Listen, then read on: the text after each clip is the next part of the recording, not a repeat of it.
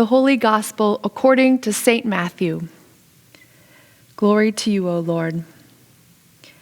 Beware of practicing your piety before others in order to be seen by them, for then you have no reward from your Father in heaven. So whenever you give alms, do not sound a trumpet before you, as the hypocrites do in the synagogues and in the streets, so that they may be praised by others. Truly I tell you, they have received their reward. But when you give alms, do not let your left hand know what your right hand is doing, so that your alms may be done in secret, and your Father who sees in secret will reward you. And whenever you pray, do not be like the hypocrites, for they love to stand and pray in the synagogues and at the street corners, so that they may be seen by others. Truly I tell you, they have received their reward. But whenever you pray, go into your room and shut the door and pray to your Father who is in secret, and your Father who sees in secret will reward you. And whenever you fast, do not look dismal like the hypocrites, for they disfigure their faces so as to show others that they are fasting. Truly I tell you, they have received their reward. But when you fast, put oil on your head and wash your face, so that your fasting may be seen not by others, but by your Father who is in secret, and your Father who sees in secret will reward you. Do not store up for yourselves treasures on earth, where moth and rust consume, and where thieves break in and steal.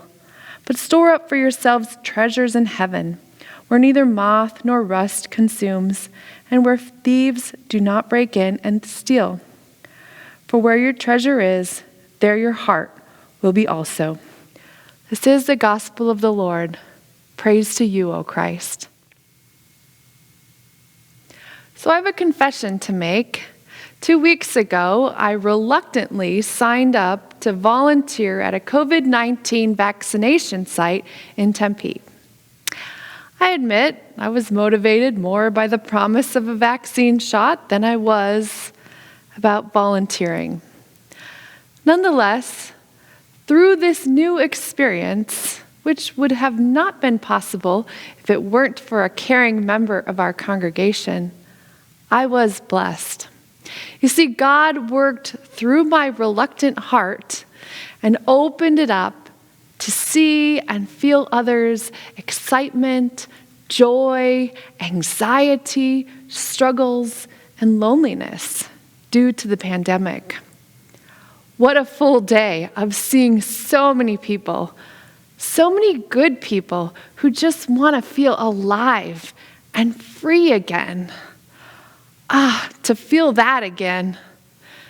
This reminds me of the last line of Mary Oliver's poem called The Summer Day, which is, "Tell me, what is it you plan to do with your one wild and precious life?" I love this invitation, this freedom, and the curiosity it expresses. It's expansive. It opens my heart. It makes me want to dream, go big, and imagine the possibility of the impossible. It asks me to consider what really matters. And I think it's the perfect question for Ash Wednesday. In fact, I hope you'll carry it throughout the season of Lent. You might even let that question be your Lenten discipline and practice this year.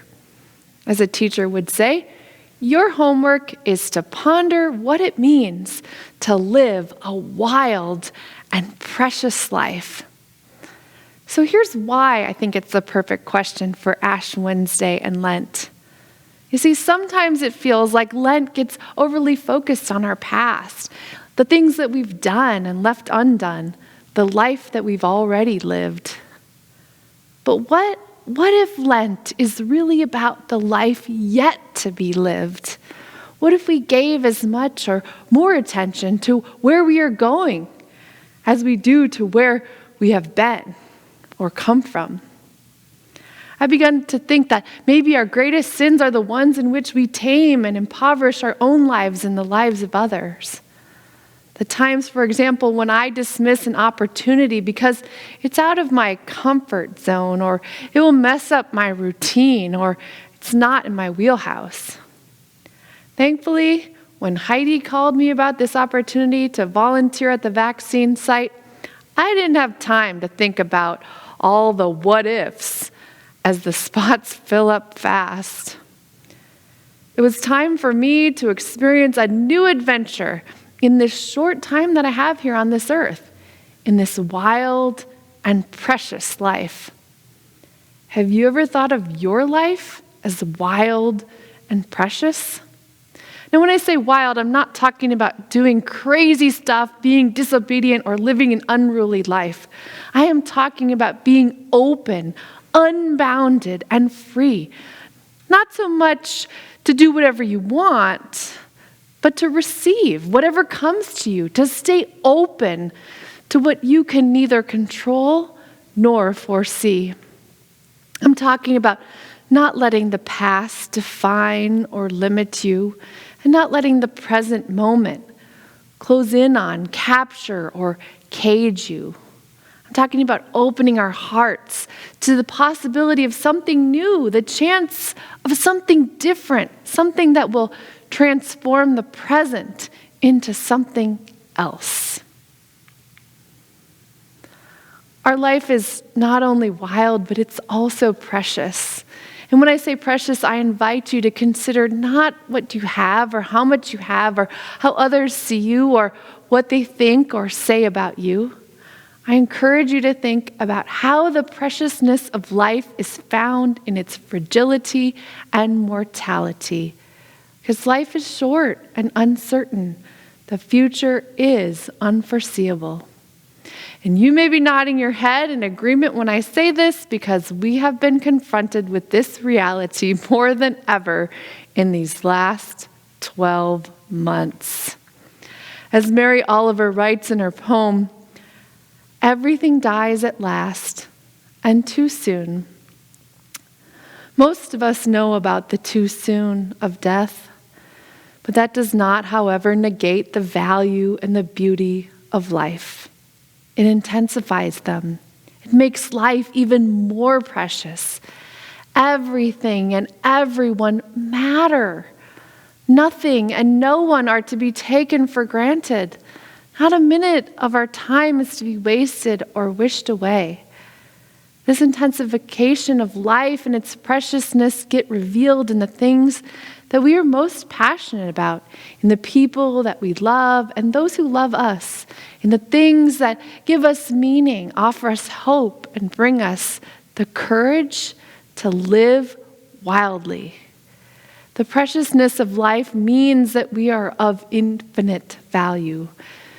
Do you see and believe that about yourself? We said today, remember that you are dust, and to dust you shall return. When you hear these words, I want you to listen again and listen a second time and hear Mary Oliver's question.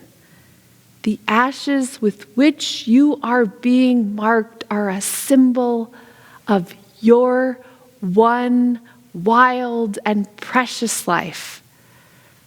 Treasure them. And tell me, what is it you plan to do with your one wild and precious life, especially after you get the vaccine? A Summer Day by Mary Oliver. Who made the world? Who made the swan and the black bear? Who made the grasshopper? This grasshopper, I mean. The one who has flung herself out of the grass, the one who is eating sugar out of my hand, who is moving her jaws back and forth instead of up and down, who is gazing around with her enormous and complicated eyes. Now she lifts her pale forearms and thoroughly washes her face. Now she snaps her wings open and floats away. I don't know exactly what a prayer is.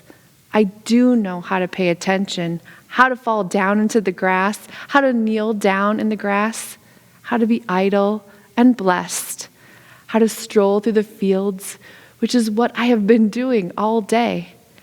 Tell me, what else should I have done?